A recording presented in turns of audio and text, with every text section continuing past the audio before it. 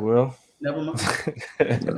He said, you still got 30 seconds though. Hey, me knowing how to delay his story, he must have already pressed the hoe when he said, "I'm finna go live." Because me knowing a few times, I didn't got caught type of shit. Like, yeah, he didn't press that mug. And two, he say, "I got it timed perfectly when we play our demo," and that's how I know I'm saying cut the live Once to off. end it, yeah, Yeah, to end it. So I know it's a delay to end it. If you can hit end live and it still show the end of the video. Yeah. Hey, Ethereal Beauty in the building. She says she's here first. Thank you. Shout out to Zien Beauty, is in man. I'm here on my second. phone. I got this funky setup today, man. You know what I mean? Shout out to the team, you feel me? You know what I'm saying? Toya G and Political Plug, you feel me? I always gonna hold it down nice, you know what I'm saying? I ain't gonna be here long today, but my team gonna, you feel me, they got it, you know what I'm saying? Yeah. I'm really curious what y'all thoughts is specifically on, you know what I'm saying, this woman that got this young child. Don't even call her a woman, because you gotta watch your language when you're talking about, you feel me? Yeah. You know what I'm saying? Well, I mean, just a quick explanation. We here on a Wednesday because we wanted to talk to y'all about this Derek Chauvin. You know what I'm saying? Nonsense. Well, not necessarily nonsense because it was a good thing. You know what I mean? He got locked up, whatever. But the conversation still has to continue for very specific reasons. But then we also have the conversation about Makiyah Bryant and the way that people are responding to. Toya, is it Makiyah or Makiyah? It's Makiyah. It's Makiyah. Makiyah.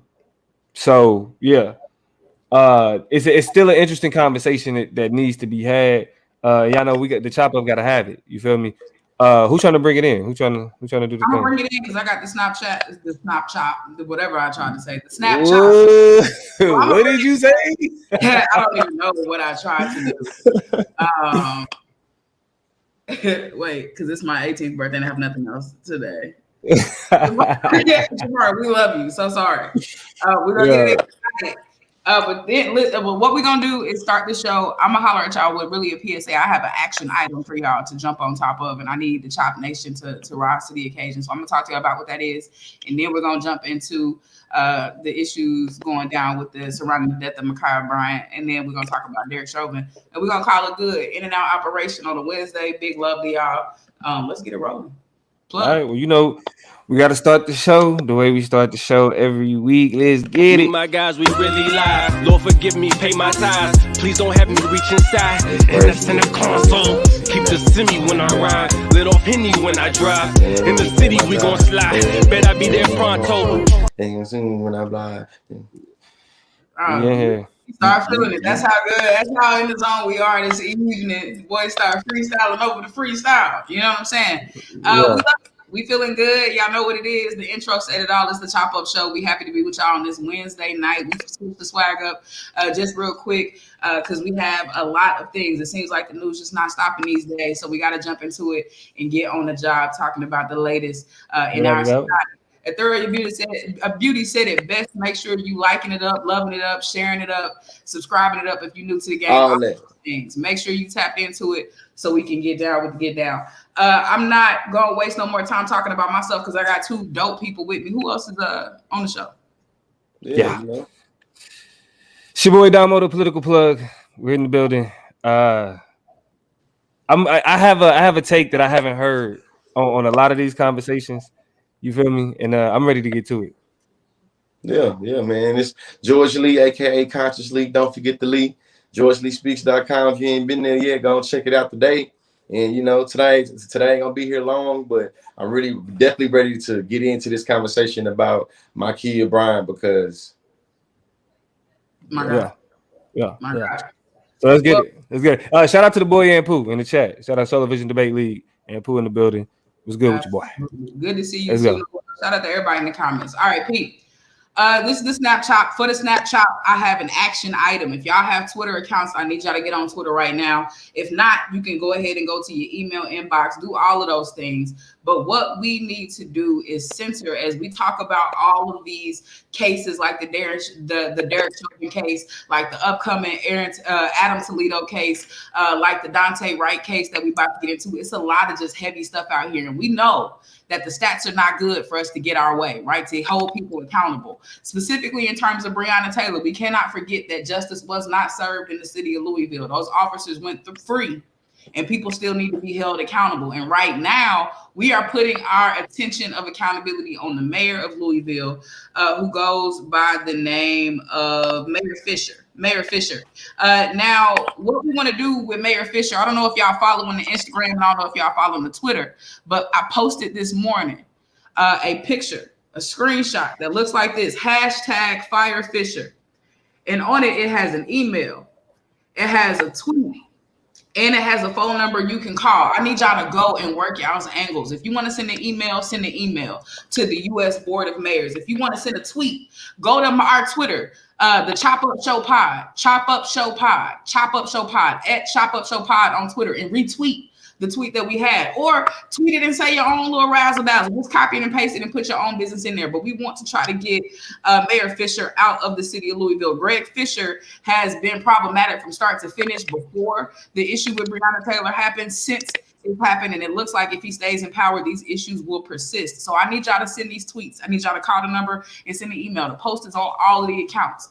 But we are going hard on the Fire Fisher campaign. Real quick, we want to give love to Chantrice Martin. Chantrice is one of our sisters who, is definitely one of the OGs of debate for all of us, who really started the path of pushing the questions and making the arguments that forced us to look at what it means for Black people to have access to this activity. And since then, Chantrice has gone to the city of Louisville and started to demand and be an activist to change in terms of food deserts. She's been challenging the access that Black people have to healthy, clean, safe, accessible food, and has since started the Black Market Kentucky down there, and has been working hard. And now, in addition to dealing with food deserts, she's taken up police brutality, and she's taken up defunding the police, right? That's the new action. So real quick, I want to read Chantrice's list of demands outside of removing Mayor Greg Fisher. Right, outside of firing him, these are the list of demands that are happening down there in Louisville. First of all, immediately fire and revoke the pensions of the officers that murdered Breonna Taylor. Second, divest from the Louisville Metro Police Department and invest in community building. Third, the immediate resignation or impeachment of Mayor Greg Fisher. Fourth, Metro Council ends the use of force by the Louisville Metro Police Department. Police shootings are officially classified as gun violence. 5, the local civilian community police accountability council that is independent from the mayor's office and Louisville Metro Police Department with investigation and discipline power, hashtag CPAC. And then the last demand is the creation of policy to ensure transparent investigation and processes. I need y'all to go send these tweets. I need you to go retweet them. I need you to share them on your stories. We're really trying to get a big social media push, and we're depending on y'all's participation. So real quick, if I can get your support in the comments to do this, drop me the comment chopped up real quick. I just want to see if we tapped in, if y'all tag what we got going on, drop in the comments chopped up if y'all gonna go ahead and handle that for us as we attempt to signal boost the attempt to fire Mayor Greg Fisher of the city of Louisville, Kentucky for his negligence, for his improper approach to dealing with Black and brown communities, and for his mishandling of the Breonna Taylor murder by the police in the Louisville Metro Police Department. If we chopped up, send me them comments. Let me know y'all tagged into us, tapped into us. And ain't really no conversation. This is an action item. We need y'all working. We need y'all moving. We're happy to have y'all in our network, in your Top Nation, in our family. And this is one that we got to handle for Breonna. So go ahead and get that done. I'll see y'all in the comments chopped up. Share it everywhere. And that's the snapshot. Man, let's go. Shout out to Chantrice. Yeah. Shout out to Chantrice. Definitely shout out to Chantrice. We working. What's the next chop? Who want to take the next one? Go ahead, Lee. Go ahead and knock this one out. This next chop is we're gonna call it the reality chop, because we know that in reality, even though we want to kind of be able to celebrate these, I feel like these kind of temporary victories. That's what I feel bad calling it that, but you know what I'm saying, we call it temporary victories. We understand that reality hit us real fast all the time. So we know that literally minutes, maybe an hour after we got the verdict from the Derek Chauvin trial of him being found guilty on all 3 charges, we know that in Ohio, the state of Ohio, a 16-year-old girl called the police because she was being, she was being jumped at her, her residence. She called the police for help. Within how many seconds, Toya? 20. Within 20 seconds of the police arriving, 5 shots was fired, and you feel me? It resulted into a young woman, I mean a young child. You feel me? We want to make sure we're being careful with the language, because we know that sometimes I feel like we rob black children of their childhood, especially young their black youth, girls. You feel me? their youth, So, their innocence. Definitely, ended with her, you know what I'm saying, being killed, being shot in the chest 4 times. She did have a knife. She was defending herself, you know what I'm saying, looking like she was possibly about to stab the person that she was defending herself against. And since that has happened, today and yesterday, there's been a lot of things that has been said.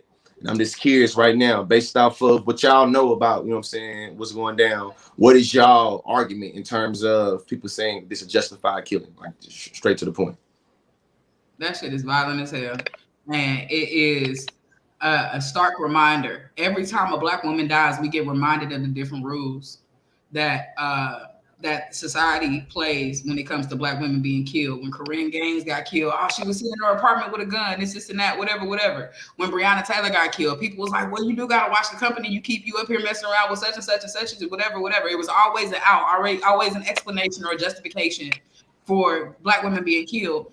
Yet when black people get killed, we take a step back and we really wipe the slate clean. We say they bet not post no pictures that look like this. They bet not talk about them like this. And look at them criminalize this, that, and the other. And criminalizing them, this, that, and the other. But we're doing that to her.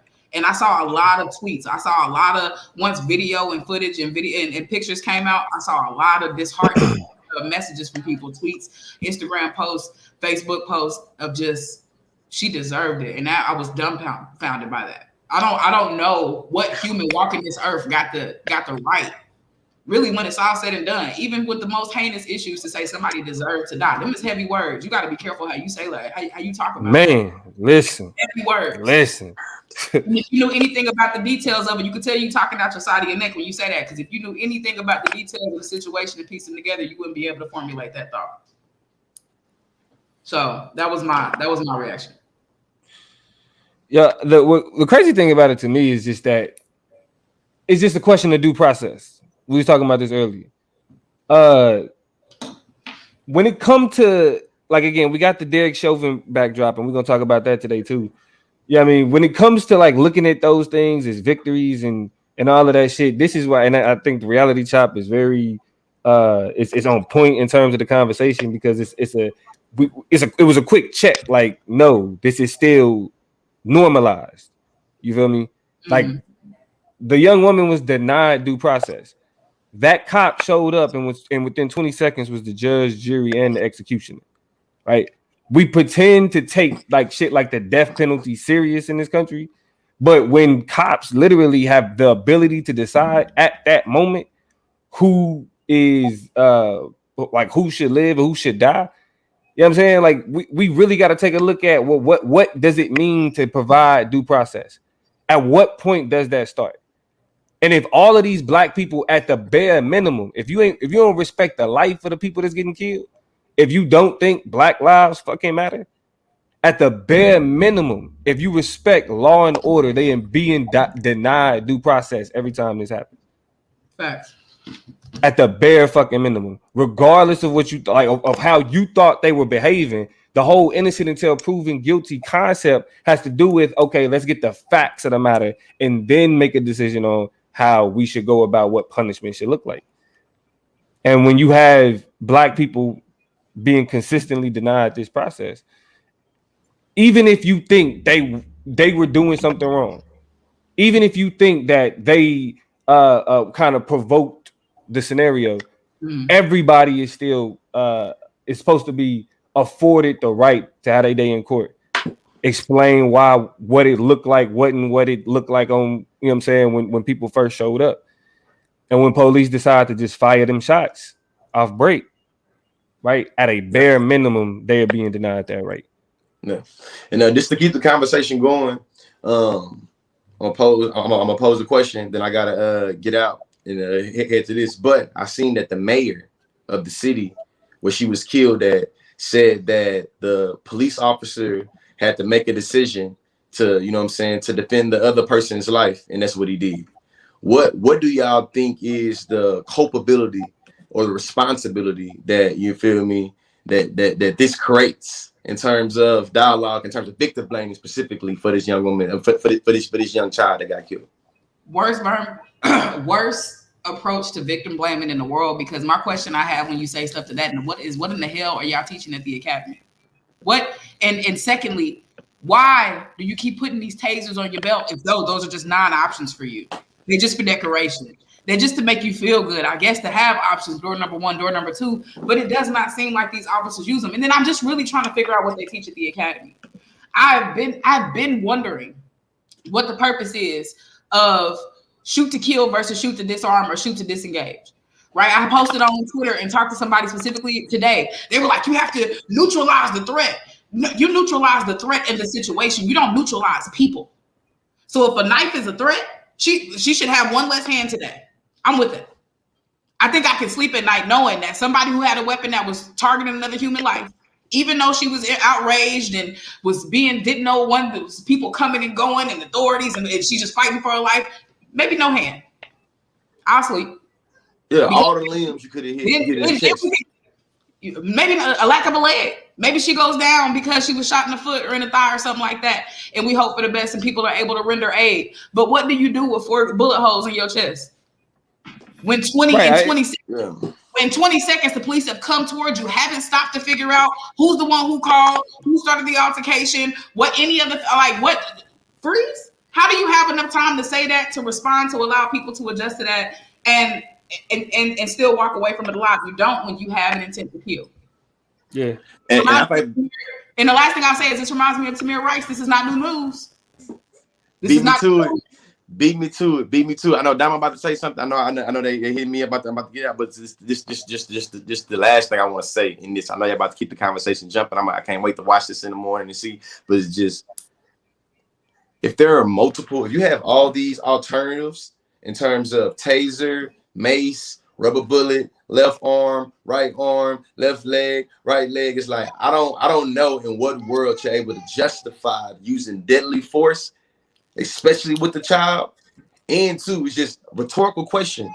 What does it look like, Toya, if you call the police to help you at your residence where you live, where you know what I'm saying, where you at, and the police pull up and see you feel me, basically defending yourself against an intruder or somebody that come and do you ill will, and they do something to you in protection of the person that you call for? Like what like in that world, what is the scenario?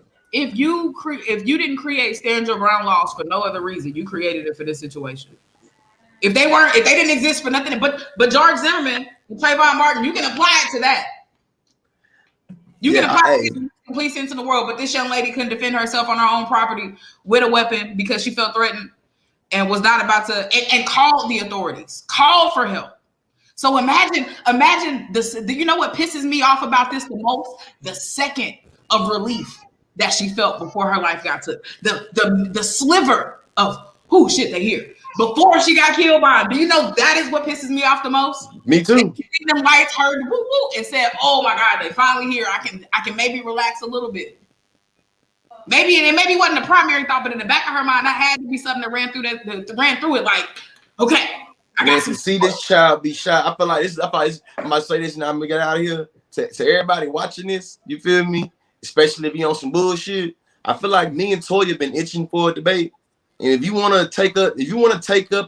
debate the law and debate about this specific instance, me and Toya, we taking all contenders. You feel me? White, black, liberal, moderate, leftist, conservative, all contenders. If you believe what happened in this instance in Ohio is supposed to happen, or you believe it was justifiable, holler at us. Please. Yeah. I will love it. Yeah, appreciate it, Lee. I hit you up tomorrow, bro. Oh, yeah, appreciate y'all. All right, brother. Yeah. I think here, this is a conversation that I feel like we have to revisit too often.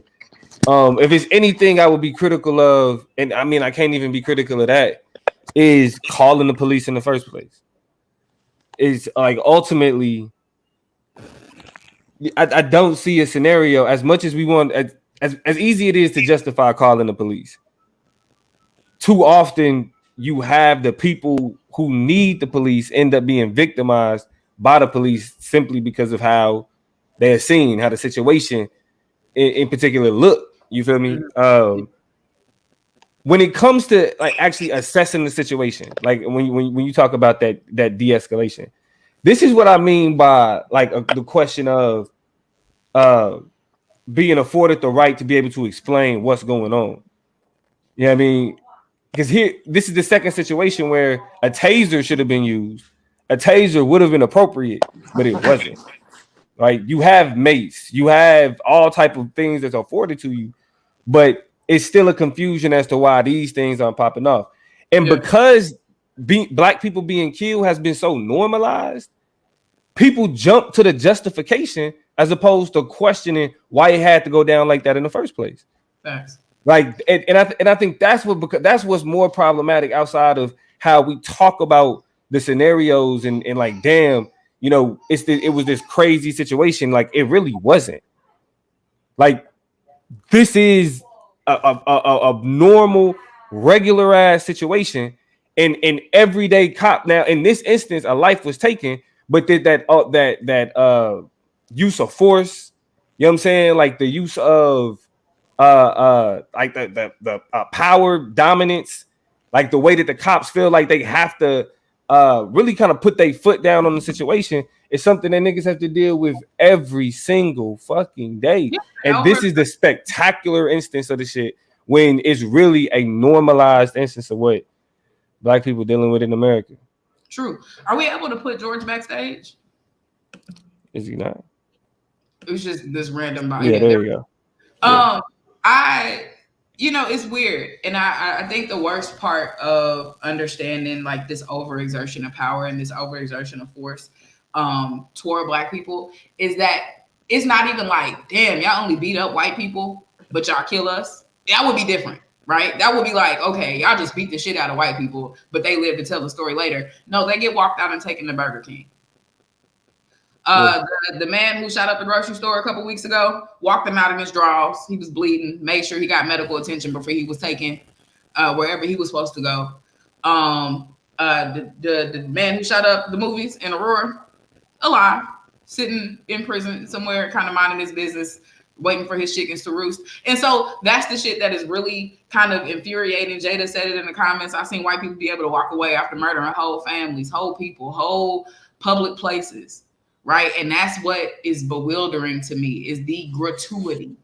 Right. This is what we call gratuitous violence. Let's go ahead and piece together some vocabulary in terms of anti-blackness. When we talk about anti-blackness as a phenomenon, right, which is different from racism, anti-blackness is the particular disdain, exclusion, and disproportional violence toward black people, black fleshed people. And there's a lot of conversation about black bodies, and that conversation and terminology, we'll put a pin in that for right now, but black people, right? So anti-blackness, the reason why it's so bad, the reason why anti-blackness as a phenomenon has to be looked at for what it is because of the gratuity. Yeah. Right. The excessive nature by which black people are killed, the overkill that we experience as a result of anti-black state sanctioned violence. The shit is mind blowing. And that's what I mean by what's normalized, like that type of the extra. You feel me? We know that if the shoe was on the other foot, if this is happening to anybody else, this wouldn't be like a question. We know we already know. We talked about what happened to the brother in the Somali, I think he was Somali American. The first Somali American police officer in Minneapolis, how they treated him when he killed that white woman. It wasn't no question. He's in jail right now. He's the only other comparable case that they have too. Police officers being like Minneapolis just got bad luck, but the officers being charged in the state. Well, no, I mean you have Minneapolis is also a very segregated city though, one of the most segregated cities in in the United States, and so. It's when you have one of the most segregated, but one of the most diverse. So you got a whole bunch of different types of people out there, but the stratifications of those people are probably is very unique. And so when you have that type of precedent, right, like it, and then when it's that blatant, what more conversation can be had? Like even trying to find the words to describe, like you can go back to 15, 16 different chop up episodes and like hear us deploy this language. You know what I'm saying? Because it's that serious. It's that ridiculous. You feel me? But we literally have to keep having the same conversation because like, this is it.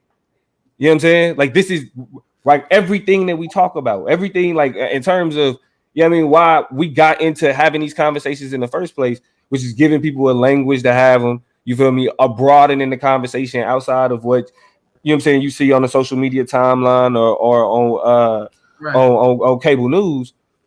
But the idea is like, damn, you feel me? How many more times do we have to explain how, like, hey, it happened again, y'all? I mean, I no more. And this is where, you know, a lot of people, and I'm gonna slide over. See, Jeremy got there before I did. No conversation, speak their language, destruction. A lot of people was mad. They was upset. They was frustrated when and I know this is detached, but it's similar. When Maxine Waters said, you know, we should be more confrontational. If we don't get the news we want out of the Derek Chauvin decision, a lot of people was pissed off. And cool, you can have. Okay, we're gonna talk about that because that's a part of that. That's part of the next chapter. Well, regardless, feelings aside about those comments, nothing's worse than the ability to sit on somebody's neck for 9 minutes. Nothing's gonna beat pulling up on what is more confrontational than pulling up on somebody and 20 seconds later shooting them in the chest.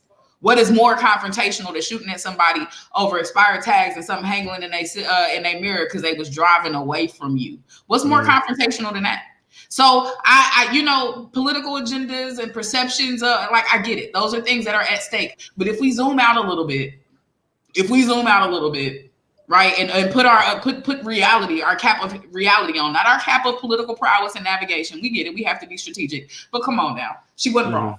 And so we understand the desire to blow shit up, to mess shit up, and that's just kind of where niggas be at. And I save that type of space for niggas. I do. I save that space for black people to just be that mad. Because if white people can get that mad over hockey games and sporting events and Final Four appearances and NCAA shit, then losing elections.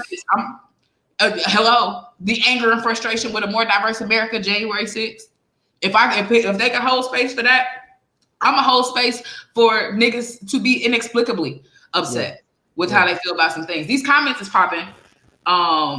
And I want to holler at them real quick. Noel says, Makiyah was in foster care. She was already vulnerable and perhaps in a place she did not feel safe. Makes the utter failing of the system even more horrific, right? Like the underturn, the double entendreness, if you will, of the failure of the state. It means so many different things at the same time. Jada added on to the definition of gratuitous violence by reminding us that it's violence for the sake of violence. It's violence for violence's sake. It's right? fucked up just to be fucked up. Just for the sake of it, which is different than a lot of types of experiences that others face in our society. Gio, what's up, little bro? Says there's something to be said about a white cop entering an altercation between black people and immediately choosing to shoot.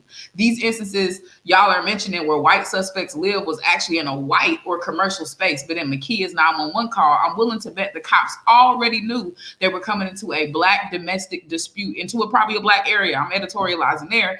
Gio says, I'm thinking that the impetus to shoot is an act of first response, right? Already ready. I probably drove up one hand, ready to pop out and go to change to bang bang, right? So I mean, because think about how, like, it's clipped. Like, when you pull up, you gotta open the door, unclip the shit from the holster, have it in the hand, aim it. That shit, that means that when you got there, you was already doing this. When you got there, you was already on that. You know what I'm saying? And people will say, when you got there, you saw a knife and that triggered those instincts. I will raise the question again. What the hell are you learning at the academy? This seems textbook. Dominique said it a couple minutes ago. This was not a unique instance where anything phenomenal happened. Somebody is on the scene in an altercation with a weapon. That's it. Like y'all didn't go. There's no chapter for that. And look, hey, no, and I bet they cover knives in 101. You feel me? Knives is like the first day of class. Like, how to disarm somebody with a knife. Come on, man. That's textbook. That's textbook. Now, I'm gonna say this in terms of, before we move on to the next top, in terms of, again, like somebody being in a vulnerable situation, a part of a vulnerable population. Toya, where do you draw the line when you are an individual who feel like you are in danger? You know what I'm saying? And really being like, I either got to deal with these people or I call the police. How do you reconcile that? Like, because when you see situations like this where the people who actually need the police end up being the people that's, you know what I'm saying, to end up taking their life, like, how do you reconcile still being able to place that phone call? I won't pretend to have the perfect answer to that. I think that's one that we often go back to.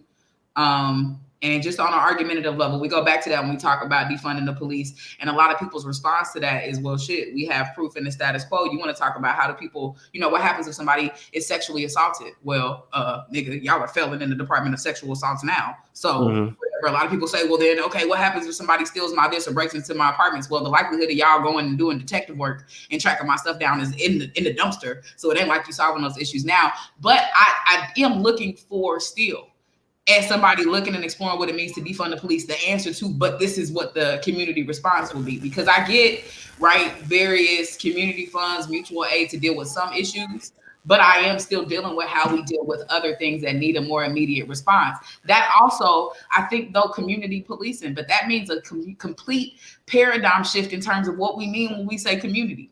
It does put the onus and accountability on us to start to say, some shit is going down with my neighbor, I'm outside.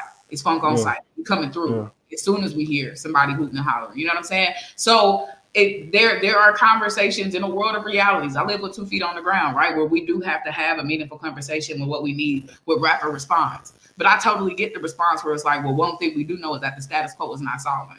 That what we see right now is just not a thing. Because when we call, we get killed. Right. You know what I'm saying? So it's a sticky situation. Yeah, man. Yes, I guess as we start the beginning of a new situation, this is obviously not going to be the last time we have this conversation. I guess we move on to the next one. What we calling this next one, Toya? We'll call this last one it's a social shock because this issue shook and rattled not only the American society but the globe. So we'll call it a social shock. All right, let's get into it. The social chop. We talking about, of course, what people are in some instances considering good news, given the circumstances. That language has been tempered. You feel me?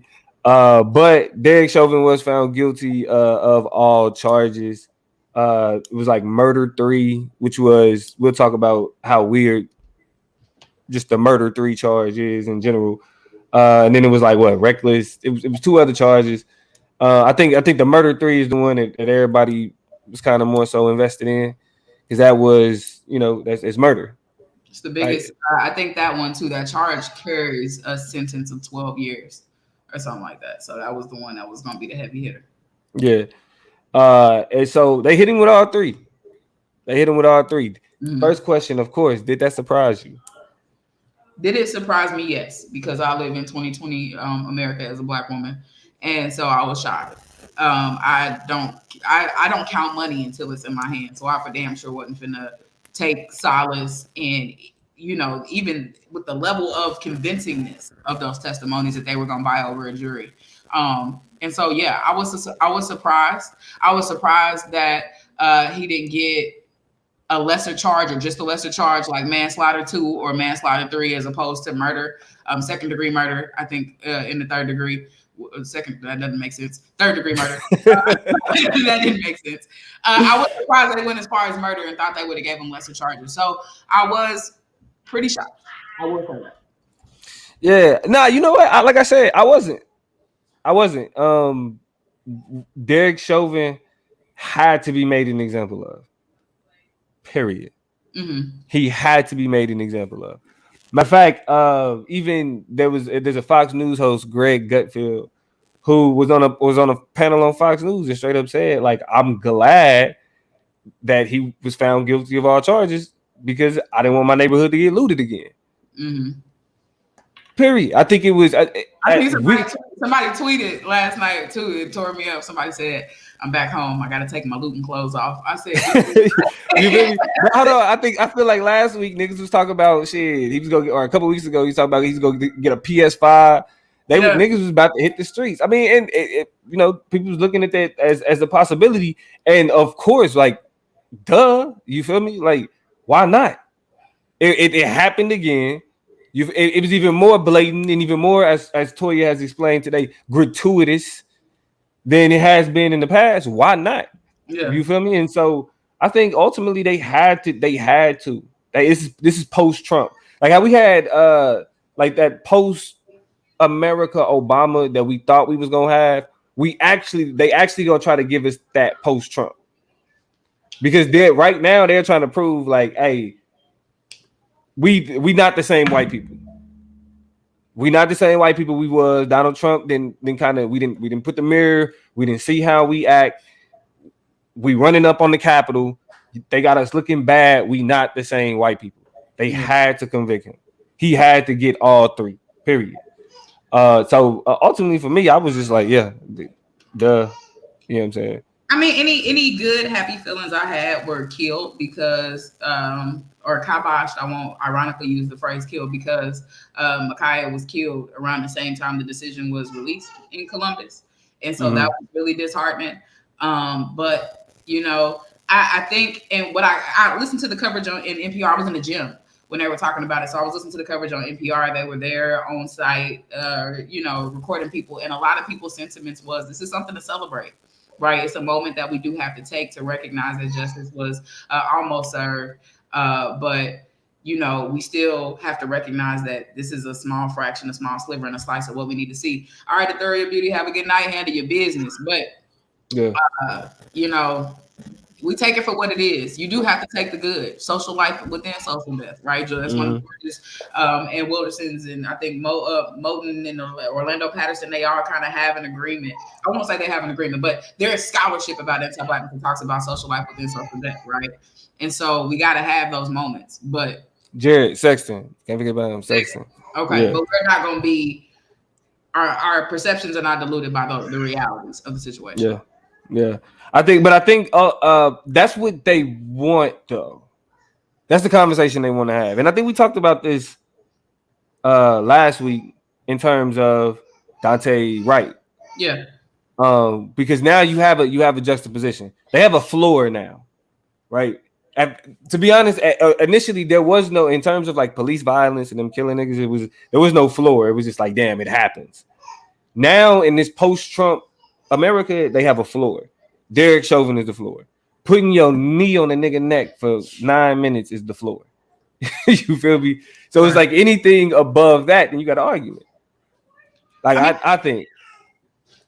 Yeah, I think the tricky thing for me is that the system has not provided a corrective. If y'all recognize and don't forget that the black woman, the young black lady, the teenager who recorded the videos is the reason that we know the truth about this. You know, that's another reason why I can't get excited about decisions and locks up ending, because there wasn't a cop who stood up and said, you know, this is too much. I want to tell the truth. There wasn't, you know, anybody outside of the police chief who in the case, but I want you out of the gate to say, I didn't hire somebody to come on my force and act like this. I want you penalized to the highest extent of life. And I don't care about having to let the details of the investigation. All of that stuff, playing politics is stupid to me. You know what I'm saying? Instead, a young black woman is the person who blew the truth off of it by having the audacity and nerve to sit there and record for 9 minutes. So that's why I can't get lost or trapped or caught up in any of these correctives or perceptions or correctness, because none of the right people said the right thing. Yeah, I mean, because it's those types of situations to where it's like we was talking about earlier, it happens, and so they don't look at it as a situation was like, oh, somebody with a knife, they was attacking people, they got shot. That's not a story. You're right. Right. It's like when you see what happened, when you see the people, not just like, you know, a police report, but when you see the name, like when you see like how young these people are, like you see a face, you see like somebody really getting their life taken away from them, then it's not just a police report. It's not just a statistic. You know what I'm saying? It's somebody real life. Now, the interesting thing about the conviction is that Maxine Waters, as you had brought up, was making statements about not being satisfied. Like guilty or not, like really just kind of sitting back and allowing things to continue how they've been going. We can't do that. And that this ain't the first time Maxine Waters said some shit like this. So I'm surprised that they surprised. And she said the same thing with the Rodney King decision back in '92. I watched a clip of her, same taper with a nice little you know what I'm saying? Touched up. Top, and was just like, I don't condone violence, but I absolutely understand the anger and frustration these people feel. And if you don't, then without a doubt, you out of touch. Without a doubt. And so What do you think about the judge of the Derek Chauvin trial making a statement seeming to suggest that it would be possible for an appeal on Derek Chauvin's behalf due to the statements that Maxine Waters made? You know, what was behind that? What was behind that? I mean, I think, first, perceptions of objectivity, right? So also just kind of being honest about the possibilities of those things and kind of laying it out there. I don't really think there was a motive behind the judge's statements. I think that in that same breath, though, here's why I didn't like what he said. Joe Biden, and I want to go back up and look at, somebody mentioned Joe Biden's comments in the statement, right? Shout out to the boy Stacey. I got him up there. Yeah. Not being funny, but when has any president come out and said he's praying for the right decision? Sounds less like video evidence was so compelling they had to save face. And in thinking about Joe Biden's comment, one of his justifications for making it was that he knew that the jurors were sequestered and wouldn't be able to hear his comments, which is why he spoke so freely, right? So I think the same logic suffices with Maxine Waters. The jurors are sequestered. They can't hear anything. They don't have access to social media. This is a high profile case. They're not letting nothing get to these people. Right. So the truth of the matter is, I think he said it, I guess, just to show objectivity, but it's also like, don't be boosty about it, because the president has already identified the truth of the statement, the truth of the situation, which is these people are not going to hear these comments anyway.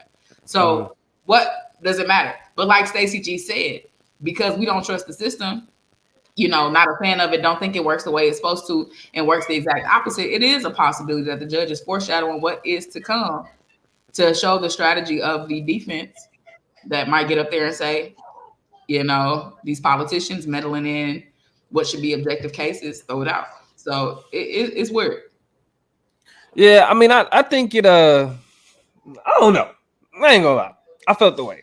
Like, I'm not a conspiracy theory nigga, you feel me? But I do feel like, he did everything but suggested. You know what I mean? Like, how are you admonishing Maxine Waters from your bench? Yeah. You know what I'm saying? Like, okay, is she gonna hear about it because you made the statement publicly? Yeah, but everybody gonna hear about it. You feel me? And like, really, all you doing is creating a justification for the appeal. Now, was there going to be an appeal file anyway? Of course, right? But now there is a baseline, right? Like, to the point where a judge from his bench had to speak on the appropriateness of a politician like Maxine Waters to be making the type of statement she's making. You feel me? Like, that alone, I think that it at best, I mean, at worst, it encourages it. Yeah. You know what I'm saying? At best, I should say, it encourages it. You feel me? At worst, it's more so like he's like, hey, do your thing. But I mean, I don't want to take it that far. But I just feel like it created a scenario and a situation where they can then say a sitting judge felt it was appropriate to point out how it was inappropriate for Maxine Waters to say what she said, and that kind of creates more issues. But I do want to ask you this though. I want to get your understanding on what this means for post-Trump America. Mm-hmm. Right? Is that something that is it something that is a productive? Is it something that we should attach ourselves to, like moving outside of? Okay, you got the white people that's trying to distance themselves. They're trying to create a new narrative around how America as a society situates itself with black people and the people who hate black people. You know what I'm saying? Is that something that black people should attach themselves to? No. I think that systems and structures are what they are, and they function how they're supposed to function, regardless of the consciousness of the people operating in them. That's why we can watch tapes and listen to Trayvon Martin scream for his life and know the truth about Breonna Taylor's murder and still get the outcomes that we have. Is that it doesn't matter how people feel. It matters how systems are set up, how laws are set up, how institutions are set up. And so this leads me to end up agreeing with Stacey G. Stacey, I agree with you about Marita Holmes' comment. I feel that if they charge every one of the cops present, that would make the police really police the police. Until we have extreme measures like that, where somebody could be the neck be set on for 9 minutes, and every single cop that was around there in the vicinity to let that happen and never stopped it is charged because they all were negligent and failed on the job. Then we can start being excited about white people aligning themselves with systemic and structural change and pushing. But I don't see that happening until we have institutional changes that then white people can feel more comfortable aligning themselves behind. Because white people like rules. They like the framework. They like the text of shit, and then being able to cozy up with aligning with that. That cognitive dissonance is what troubles them. So if you start changing the way institutions are, then more white people will have the nerve to build up the consciousness to start to really push a lot of real shit through. Here's the problem, Toya. What's the problem, Damo? That's already considered illegal. If you are, for example, if you committing a felony, right, and you committing a felony, in the course of that felony, somebody ends up being killed, right? Everybody that was a part of that, like if you in the car while a drive-by is taking place, everybody in the car is getting charged with. So whoever get killed in that drive-by, everybody in the car getting charged. Somebody might get a little couple more years, but everybody getting something. Yeah, everybody getting something. Y'all all getting a piece of this. You feel me? Everybody that made it possible, everybody that empowered the action of the officer. You feel me? But you know, I get this is the little bit of the shielding. You know what I'm saying, that the officers get. It's like, well, you wasn't the ones that did it. You know what I mean? But again, that's a part of creating that difference, right? Like you create a baseline, you create a bottom, a basement. And say like, all right, anything this and below, like this is what we not fucking with. Right. But when you talk about institutions though, like explain what you mean by that. Because I feel like ultimately, okay, we look at these things as like interpersonal, right? Like we look at it as just like decisions that we make. But like when you say it's institutional, I mean that adds something to that. So I think you should break that down. So what I'm explaining is things like qualified immunity has to go. Yeah. Because some people believe that being a police officer is just as hard as anything else. And sometimes you have to make hard decisions and judgment calls about things. And so police do deserve to be protected. So I understand, which means that sometimes I can look at reality in the face and still say, well, they have a risky job. So I get it, right? That complicates the conscience that white people are trying to build.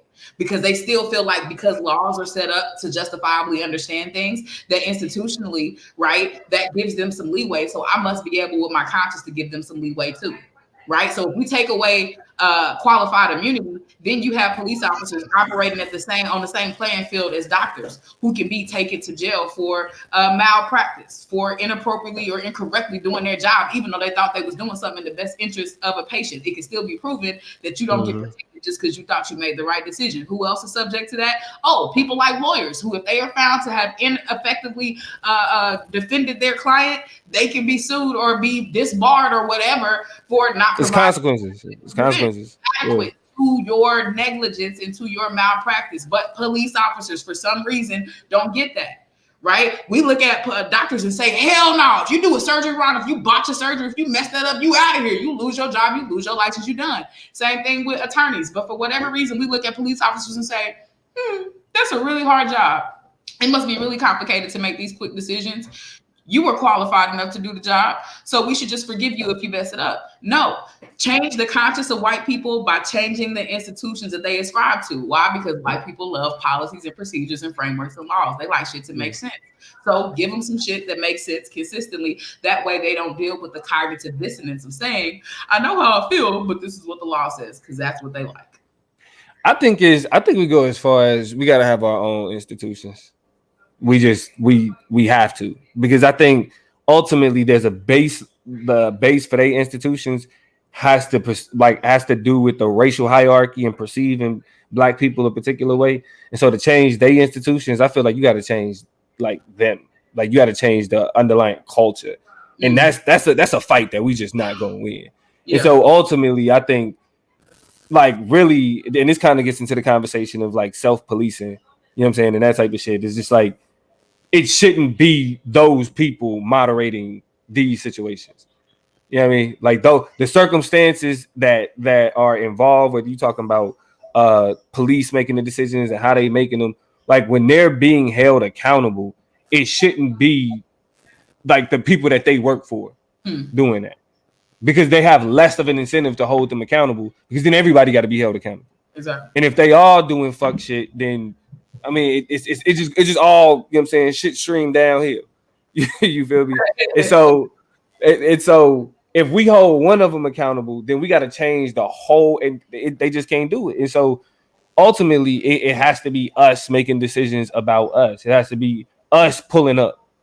You know what I'm saying? When it's issues in the community, like somebody that look like you and me that's concerned with, like, hey, I want to de-escalate this. I want everybody to go home. I'm here to make sure everybody go home. Right? That's the whole purpose of getting somebody else involved. And so until we have us making them decisions, then we go, like, this is the reality that we're gonna keep having to deal with. And what's interesting, I want to get your perception on InFact, the what's the Not Fucking Around Coalition. You said what? InFact. What is that? What your percent? The Not Fucking Around Coalition? The brothers that was you ain't heard about them? Mm-mm. The brothers that was surveilling that black lady's house when she was being harassed? Yeah. I didn't know they had a name. I didn't know they had a snazzy jazzy name like that. Yeah, nah, they got some whole shit. It's called the InFact Not Fucking Around Coalition. It's just like Grandmaster J is dude name. And so like the whole idea behind like black people policing like black communities is like they really taking that shit serious, and they showing up in certain places strapped, of course. But you still have, like, even internally, you have people questioning whether or not that's appropriate. But then you got motherfuckers that'll call 911, and you know what I'm saying, given the circumstances that we run into. So I think that there is plenty of complete merit, right? I believe in black nationalism. I believe in black Pan-Africanism. I believe that black people should have the proprietorship and the leadership and the ability to be sovereign and govern over their own people and their own politics. I'll say what I've always said. Black people have to get on the same page about what we are prioritizing and how we feel about certain things, because there are intercommunal disagreements about how we deal with and live amongst each other, how we respond to certain intercommunal issues, the legitimacy that we give to certain people, right? Who should be these police officers? There's a lot of skepticism about black men and their ability to lead in our communities, but we know that men are disproportionately police officers in these instances. Do we have the same levels of respect, the equal opportunities for trans black folk, for black women, for queer folk? Like, what do these things start to look like? And really, I mean, we would have to change the entire face of what it means to police, right? We might end up with completely different language outside of the police for our communities, all right? So there's a lot of layers to pull back and structural re-engineering that starts with what black people are doing and what we want to do and what we want out of these types of systems. So, I mean, as we round it out, I want to ask you this. What should be our response? To what? Derek Chauvin. The guilty of all charges. This meaning something. This obviously meaning something. Culturally, at least, because we could be pessimists, and because that's really, we've really been engaging in our pessimism conversation, kind of going more so into like, okay, how this is just kind of like a part of shit, you know, it is what it is type. But like this clearly means something culturally though. Like you got the president chiming in, you have politicians making statements.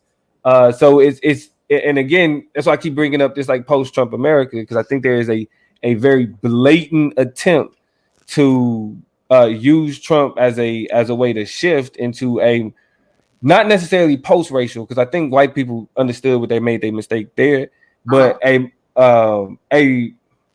dare I say a racially literate.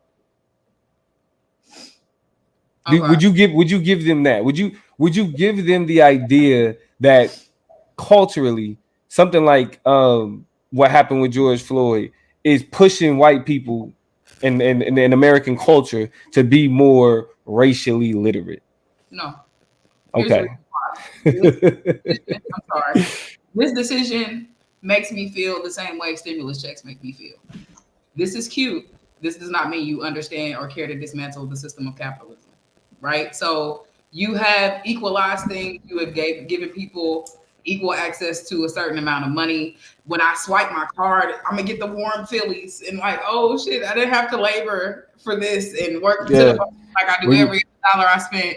When you see them 2 zeros, you feel good about it's my strength of it being mine because the government is doing what the hell it's supposed to do, right? Yeah. So I'm tingling for that second, but then I move on and come back to reality and see all of the other implications and examples of why capitalism sucks. And I'm reminded again that I don't care that the government gave me a check. Similarly, it's like, okay, I get the warm and feelings. I reserve space for this moment. I'm not going to pretend it didn't happen the same way I can't pretend the stimmy didn't hit. I'm not going to pretend the decision wasn't made, and I won't not, rebel in that moment. But I'm not. You're going to spend that money. Right? That doesn't communicate to me that a system has learned anything or readjusted or recalibrated or broken down and rebuilt a new orientation to recognizing Black life. I'm not stupid. I'm not moved. Within hours, we got we did with Makiyah Bryant. So I could be a fool, but I'm not one. And so again, the stimmy, this decision, same feeling, warm and bubbly, warm and fuzzy for a second. Come back to reality, put our feet back on the ground, and recognize it ain't shit changed. Like a blind hawk could find an acre. Exactly. This is where, and I take a little bit of pushback for this, right? But I have an explanation. I do think that U.S. culture is becoming more racially literate. Let me explain why, though.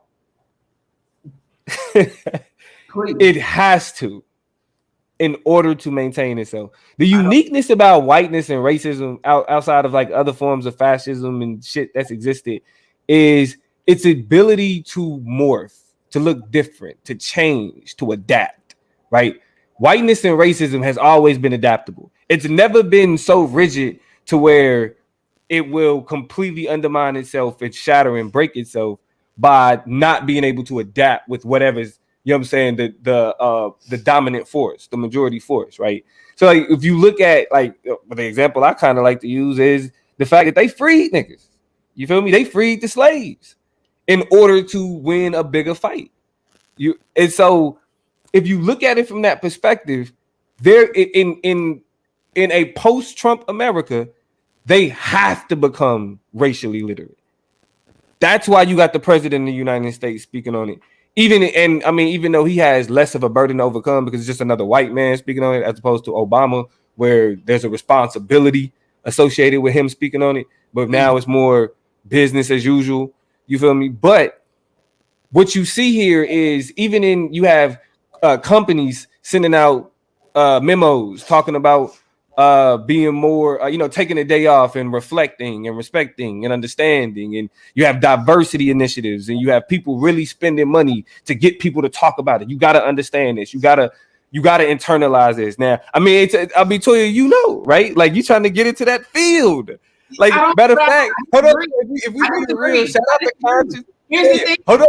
But let me get this example. You got it. You know what I'm saying? Let me get this example. The whole market consciously, the whole consciously franchise is built off white people trying to learn. They're trying to get taught. You feel me? The whole idea, even these conversations that we having right now. Right. Hey, if you gonna cut the check, it's a conversation we can have. Yeah. You feel me? Now, I'm not saying, and you got it, right? I'm not saying that this is a benevolent thing. I'm not saying that this is something that they're doing out of trying to create a genuine appreciation. No, they have to. They're being forced to. And if you don't learn it, and if you don't engage with it in a way that is respectful, right? That is understanding, that is tolerant, right? There are consequences. Period. Whiteness is going to adapt to that. Go ahead. You said a lot. So agreement, and I was ready to bust the you kept going. I was like, well, that sounds reasonable. So now I'm just like discombobulated. This is what I'm saying about it. Because I think we ultimately agree. You know how you got there troubled me. Yeah. How I got there troubled you. How you got my nerves bad, but I think we ended up at the same place. Nigga, I cannot tell y'all how many homework assignments I did because in the household that I grew up in. If I didn't do them, I was going to get my ass beat. So, like, the reality of the situation is, don't mistake. And you said it at the end. This is not a perception of genuineness. This is, you have to do this, or else you are going to succumb to the power dynamic that you have ascribed to. When I think about the various types of power, and you all look them up, there are 5. The one I'll specifically focus on is reward power, right? Which is what Black people and the liberal community in general has over consumership, right? Which is the ability to reward or take away reward if you don't do something that aligns with what I want you to do. So in that regard, if you're playing the game right, if you really know what you're doing and how you're doing it, you're going to be up to speed on these things, because either the bag is going to be lost or you don't want to hear from these niggas. One of the two, right? So I look at, for example, the corporate responsibility of the Raiders, by the way, which if y'all were on Twitter yesterday, I saw the Raiders. They tried. Did they not try though?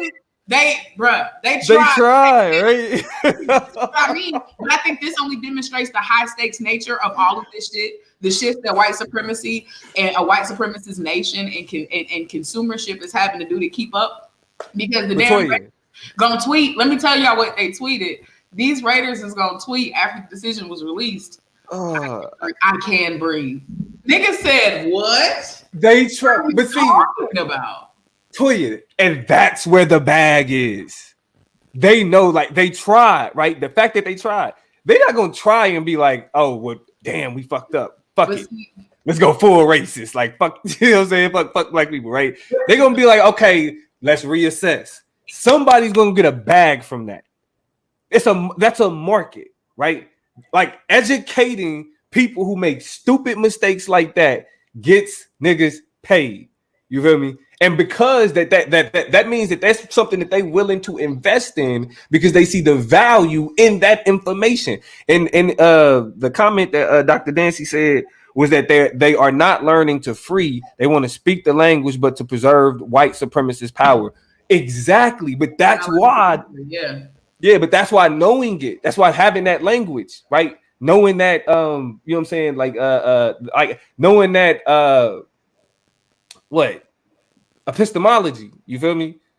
Like, it's situating yourself in that. You know how we talked about undercommons and shit in debate, right? Like having spaces like outside of, like, where white people engage themselves, like where white people are kind of like pulling shit, right? We talked about that intelligibility, right? Not being able to come across in ways to be surveyed and surveilled. But what happens when they start cutting the check for it? What happens when they learn the language because they got niggas that's willing to teach it to them? Hey, it's a weird trade-off, right? I mean, honestly, as somebody trying to get into the EDI field myself, who is already kind of at the outskirts of it, on looking in at the whole industry of it and really wanting to be a part of it, I get it, because it is a bag to be secured. As Dr. Dancy said, when it's all said and done, it does nothing for Black liberation. Nothing. Right, Nothing. and really buying into these corporate, because I mean the thing about corporations is corporations gone corporation, right, and humans gone human, and so when it's all said and done, all of these gestures, right, it's very seldom we find organizations that top to bottom have any meaningful orientation toward any of these gestures. That's why we can look at Amazon, pay you $15 an hour and still have you piss in a water bottle and then lie about it. Right. And so they will champion one thing, but then it's like, look, okay, we looking at the tabletop. Let's look up under the tablecloth and see what's happening underneath the table. Right. And shit looks completely different. So all of this to say, I'm not moved. I'm not persuaded. I'm not swayed. Corporations, federations, learning the language of Blackness and Black liberation and Black resistance. They're going to do it because I do agree with you, Dominique. They are always going to be attempting to readjust themselves, to recalibrate, and to be more covert in how they perfect their white supremacist agenda. We just got to be like the man in the, what commercial was that? They said, oh, you got to be quicker than that. I think that's a Geico commercial. You got to be like the Geico commercial. We got to say you got to be quicker. Right. Yeah. And that's why I endorse the turn up in every city, regardless of what decision we get over here. I hope Columbus in their own way got theirs in yesterday. I hope that Adam Toledo and them in Chicago went ahead and tore something up and messed something up. Like I don't mind. I don't care. And that's because there's nothing to be benefited from our silence and our complicity with these decisions. And we're not surprised. I'll say this, and then we could go ahead and do the thing. When we look at what happened with Derek Chauvin, please understand that we confuse injustice with accountability. Accountability is a baseline, right? Accountability should be the norm. I mean, broke clock is right twice a day. Yep. A blind hawk could find an acre. Okay, they get it right sometimes. All right, but this is in no way, shape, or form a reflection of anything changing in this country. Right? It doesn't like that. This is not an example of that, and we can't let them use it as an example of that. Be happy. The chop up will never tell you not to be happy. Goddamn it, be happy. You feel me? Yes, they got it. They did get it right, right? But I wouldn't have mind if niggas said, you know what, we still gonna fuck something up anyway. Just a few. I mean, I wouldn't have tripped off that. You know what I mean? Because I do think that they need to also know that this ain't enough. Hey, Dr. Martin Luther King Jr. said riot is a language of the unheard, and it works for people who have selective hearing too. Yeah. So just because you heard us this time don't mean we won't turn up, because you probably won't hear us the next. We not moved by that. Exactly. Hey, and y'all, everybody out there that's getting that diversity and inclusion bag, get that motherfucker. You feel me? Get that. Hey, that's there for a reason. You know what I mean? But just remember who you dealing with. Yeah. All right.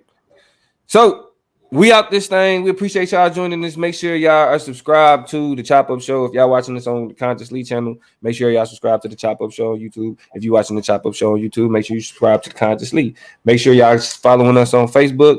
Follow us at the Chop Up Pod. Chop Up Show Pod at Chop Up Show Pod. Chop Up Show Pod. At Chop Up Show Pod on Twitter. It's a great time for y'all to go. If y'all joined in at the end of the show, we got a whole thing going on where we're trying to get the mayor of Louisville out of there for his negligence and mishandling of the Breonna Taylor case. So if y'all joined the show late, it's cool. Well, here's what I need you to do. Go get on Twitter and go to Chop Up Show Pod right now. If not, get on our Instagram and go look at this picture that was posted that I want y'all to go check out right here. Go get all the details, get out the text. Go get all the details right here for #FireFisher. I want y'all to share this post. Put it in your stories and get more people moving. But there's an email option, there's a tweet option, there's a call option. We are demanding to get Greg Fisher out of office and that he be kicked out by the board of mayors across the country for his negligences and actions down there. Now, y'all know the police got off. Y'all know Daniel Cameron got off. We got to hold somebody accountable for what happened to Breonna. So fight with us and go ahead and jump over there and do that for us. That's y'all's action item for tonight as the Chop Nation. We need y'all to go ahead and jump over and get that retweeted, make some noise, get some disruptions out there so we can get it going. The other thing I wanted to say is shout out to Dr. Dancy, who I ain't seen up in the mix for a second, but I'm happy. Yeah. Comments. We know we got love for you. Nico is in the building. Shout out to Nico for jumping in, saying what's up. Tiffany in the building. Shout out to my sister Rings Ablaze. Said what's up.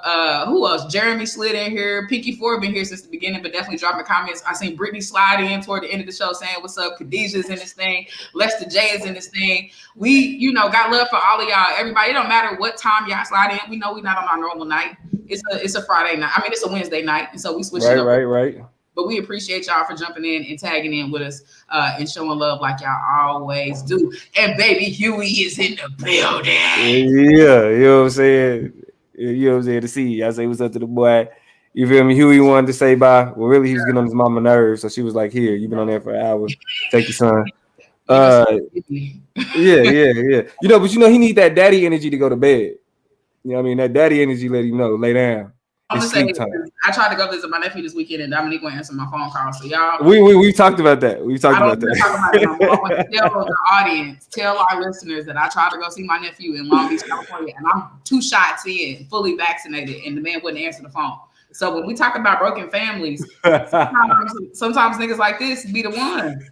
Yeah. And I'm gonna do it out Huey. I love you. I'm gonna see you soon. Yeah, look, you gonna see you soon. She gonna see you soon. Hey, we out here though. Y'all know what it is. This is the Chopper. Let's go. Say bye, Hugh. Me, my guys, we really live. Lord, forgive me, pay my tithes. Please don't have me reach inside. And that's in the console. Keep the semi when I ride. Let off Henny when I drive. In the city, we gon'